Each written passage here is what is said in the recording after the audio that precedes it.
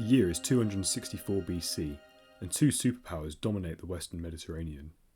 The young Roman Republic, a militaristic and class-based society led by two elected consuls each year, which over the last century has aggressively consolidated power over the Italian peninsula. And Carthage, a wealthy republic which had been founded around 800 BC by Phoenician settlers, known to the Romans as Punic, and had flourished into a trade-based empire. It was the leading economic power in the Western Mediterranean, owing to its position on the route between Sicily and Africa, and was run by a council of 100 within its senate of its wealthiest citizens. They also maybe practiced child sacrifice. The island of Sicily lay between these two states, and had been described as a field for the Romans and Carthaginians to exercise their arms. It was at the moment controlled by Carthage and a series of Greek city-states, and being on the border with the expansionist Roman Republic, it seemed that relations between the two states had to sour eventually. This opportunity arose when the city of Messana on the east coast of the island had been taken over by a group of Italian mercenaries. They would then request a Carthaginian garrison for their city to help defend against the ambitious King Hiero of Syracuse, and the power-hungry Carthaginians gladly obliged. Before the mercenaries apparently changed their mind and requested aid from the great power of their homeland to fight off their new allies, that being the Roman Republic, which had ironically recently slaughtered a group just like them, which had taken over the nearby city of Rhegium. The Senate was unsure what to do, whilst rival families squabbled over where Roman resources should be allocated. The law of acquiring more influence and territory in Sicily, its vital strait, got the better of the power-hungry and opportunistic Romans, and a force of 2 legions was raised from the population, under the command of Appius Claudius, one of the 2 consuls for the year of 264 BC. It's important to note that the 1-year terms consuls served encouraged them to act rashly, so they could acquire a lot of personal glory before their term was up. This is a recurring theme which leads to some pretty poor decisions with generals who just think that they're that guy. Claudius dispatched a smaller force in advance to secure Messana, and when they arrived the commander of the Carthaginian garrison withdrew without a fight, likely not wanting to start a full-scale war over something so small. He would be crucified for this decision, as Carthage allied with Hiero of Syracuse and mobilised its forces to retake the city, which Claudius was preparing to defend. And so began the conflicts that were going to be known as the First Punic War.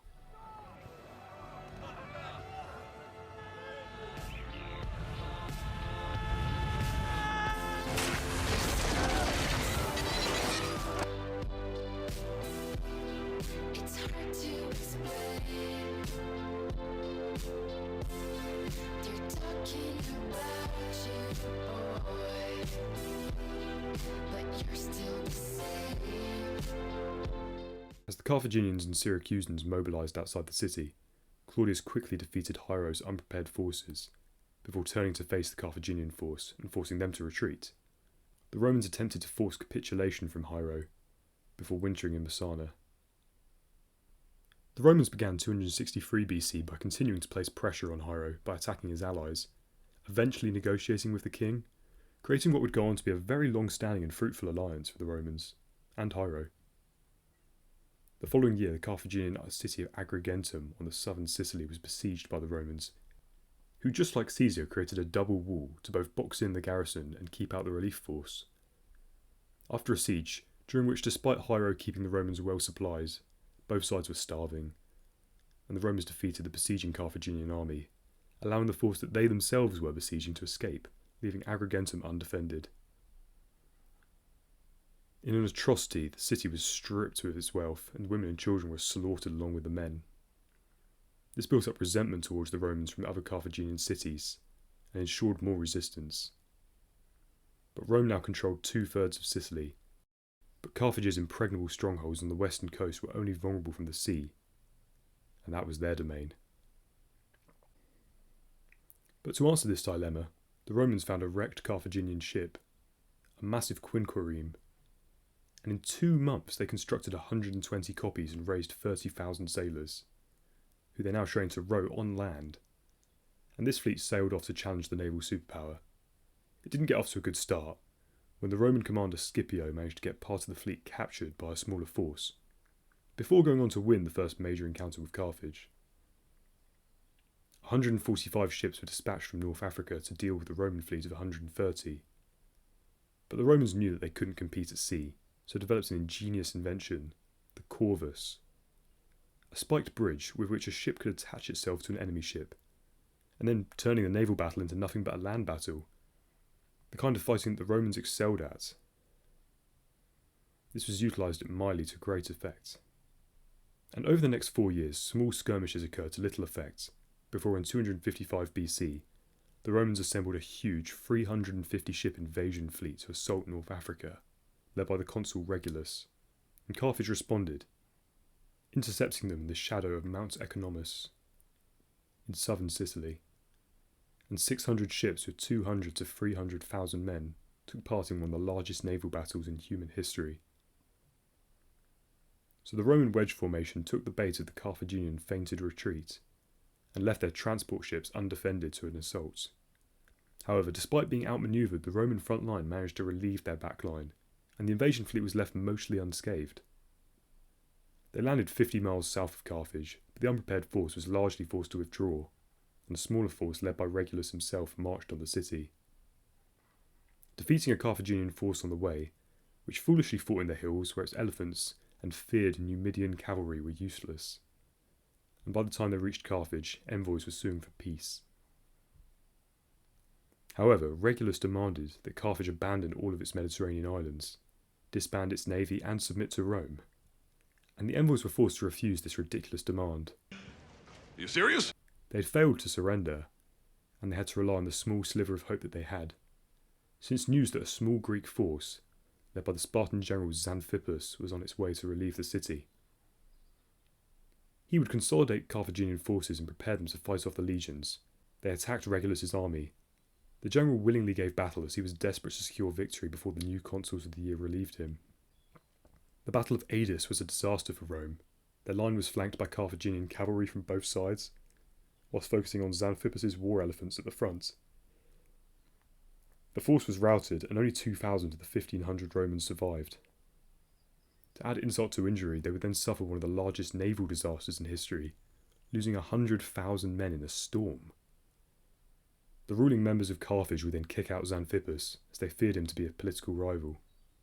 Despite this disaster, and with seemingly bottomless reserves of men, the Romans returned with a new fleet to Sicily, which would go on to be destroyed again. Hundreds of thousands of Romans had died, and they still wouldn't surrender, attempting to wrestle away the Carthaginian strongholds on the west coast of Sicily. The consul Pulcher would lead a fleet to attack one of these strongholds, and before battle, as per Roman custom, he obviously had to consult the sacred chickens. These birds were said to eat if the forthcoming battle was to be a victory, but when the eager general saw the chickens reject the food, he stated, "If they will not eat, then let them drink," whilst throwing them into the sea, and then throwing the Battle of Drepana in 249 BC. And it's getting boring to keep saying, but Rome then lost another fleet with 50,000 men in another storm. Excuse me, was you saying something? You can't tell me nothing. And fighting continued there until both superpowers were forced to neglect the Sicilian front to deal with domestic issues, during which time the Carthaginian general Hamilcar Barca waged a guerrilla war on the islands to no avail, because the politicians in Carthage just refused to send him the resources he required. Nevertheless, this forced a Roman response, and they created a new fleet to end the war once and for all by taking the island. And after routing the Carthaginian navy at the Battle of the Agates in 241 BC, the exhausted state forced Hamilcar to sue for peace, something he and his descendants would forever be bitter about. Carthage had relinquished Sicily, was unable to attack Hiero, and had to pay a crippling tribute to Rome. Hamilcar set his sights on Spain and set off to invade to recoup his city's losses, and with him was his 9-year-old son, Hannibal, whom he made to vow eternal hatred towards the Romans, an oath that the boy would never forget and dedicate his life to. And the First Punic War was over, and Rome controlled Sicily, despite all their terrible decisions and strategies, costing the Republic almost an entire generation of young men. However, this began the trend of Rome using its deep pockets and iron will to endure catastrophic losses and keep on fighting. And it had paid off. If it had not, perhaps Rome's appetite for foreign conquest would have been stopped and it would have settled for its Italian empire. However, as they looked at their rich new province of Sicily, something must have clicked in the minds of the Romans, and the alluring prospect of acquiring more foreign subjects and tribute was cemented into their psyche forever. But that would have to wait, since both sides knew that peace would not last forever, and began building up the power to destroy one another once and for all. Thanks for watching. That's a nice argument, Senator. Why don't you back it up with a source? My source is...